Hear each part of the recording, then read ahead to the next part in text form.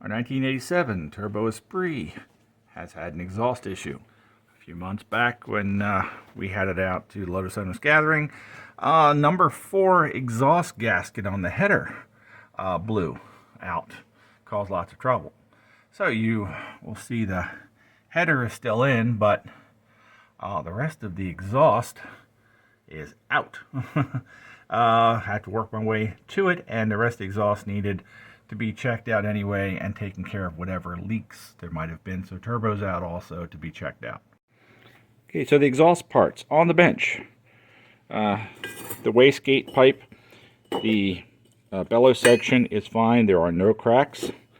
The valve has been, it's been good, so I don't have any issues with that. I checked the bellows section on this part of the exhaust. There are no cracks. It's in good shape. The adapter, well, that's another story. Flip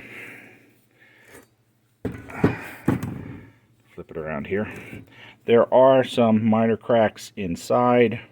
We call them minor, but there are cracks. And there is an issue, if you see the dark, where this is not a flat surface and it's been leaking, and I've tried a couple of different ways to get different gaskets in there, and it's not working. So I do have another one of these on the shelf. I have to take it apart from what I have and check it out to make sure it's better than this one, or get that surface machined. Turbo, T3 turbo. Nothing much about it because it's a standard turbo. It does have play in the shaft. It's got play back and forth, and it's got play a wobble. Some wobble is considered normal, but the exhaust has a lot more side. Exhaust side has a lot more wobble than the intake, and it does have some side-to-side play, so that's going to have to be rebuilt. This adapter connection where the sensor is fine.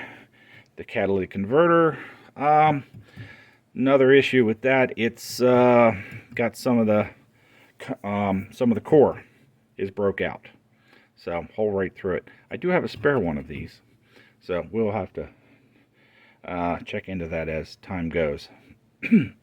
And just an update for previous,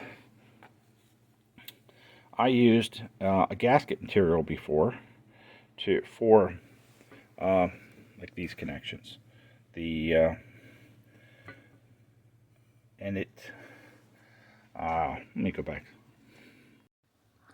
Continuing on the removal of the exhaust manifold on the 87 Esprit, I have a number of the nuts off.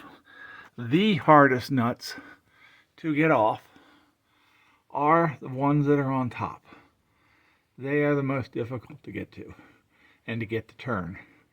The ones on the bottom, they are a little more difficult, but if you do remove, let's see if I can get under here, if you do remove the engine mount, which goes right here, if you remove the engine mount, you can get a lot better access to get to them up in there. So, gotten most of them off under there now. I got the bracket off yesterday, and you can totally remove it. This is how I'm supporting the engine. The cross member under the engine, I have a 2x4 and a vibration isolator, which helps distribute load to do it. I use a screw jack to lift the engine up off of its mount, which helped a lot. And I removed the heat shield that usually goes right here, the heat shield, which allowed me to get the mount off. This is the engine mount off the left side of the Esprit. It does come out all together like this. You cannot get the bolt out because it hits the manifold. And another issue I was having is the whoever did this last, and I suspect I know who did it because I paid for it, I believe, about 12 years ago. 10 to 12 years ago, I paid to have it done to get new mounts put in. Maybe it was done then, maybe it was done before that, but that heat shield, which is meant to go, let's see if I can do this correctly, it's meant to go about, let's say, like that in the car. So in order to, they damage the shield, instead of taking the bolts out, both the nuts out, they just crumpled the shield in order to get that done.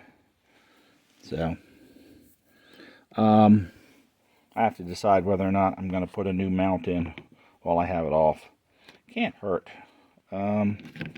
Inspecting the mount itself, there are a little bit of cracks to it.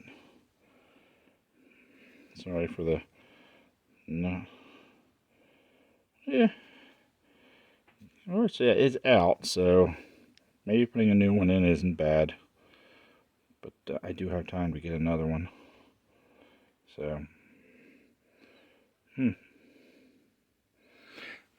I will try to straighten this out and before I put it back on.